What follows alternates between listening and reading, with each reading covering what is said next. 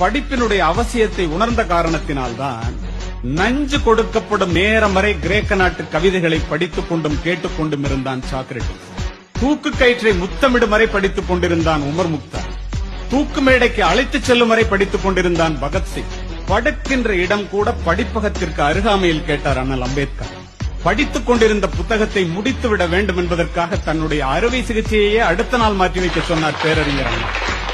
பயணங்களின் போது எல்லாம் படிப்பதையே தன்னுடைய வழக்கமாக கொண்டிருந்தார் பாரதத்தினுடைய முதல் பிரதமர் ஜவஹர்லால் நேரு. படித்துக் கொண்டிருந்த புத்தகத்தை முடிக்காமல் தூக்கத்தையே மறந்தவர் முன்னாள் ஜனாதிபதி ராதாகிருஷ்ணன் அவர்கள். படிப்பால் மட்டுமே பாரதத்தை பாராள வைக்க முடியும் என்று படித்து சொன்ன திரு APJ அப்துல் கலாம் 35 ஆண்டுகள் நூலகத்திலே மூழ்கி மூலதனம் என்னும் வேதாந்தத்தை கண்டுபிடித்தான். இன்று வரை கம்யூனிஸ்டுகளுடைய பைபிளாக போற்றப்படுகிறது கார்ல் மார்க்ஸ்.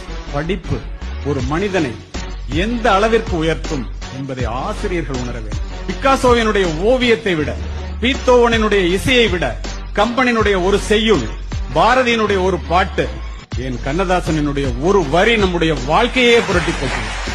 அதற்காக படிக்கிறோம். இரவு முழுவதும் தொழுகையில் ஈடுபடுவதை விட 1 மணி நேரம் கற்பித்தல் மேலானது என்கிறார் நபிகள் நாயகம். கற்றுக்கொள்வது மனித பண்பு, கற்றுக் கொடுப்பது மனித மாண்பு.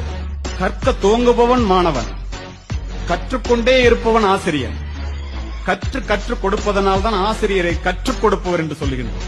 நீர் அளவே ஆகுமாம் நீராம்பல், தான் கற்ற நூல் அளவே ஆகுமாம் நுண்ணறிவு.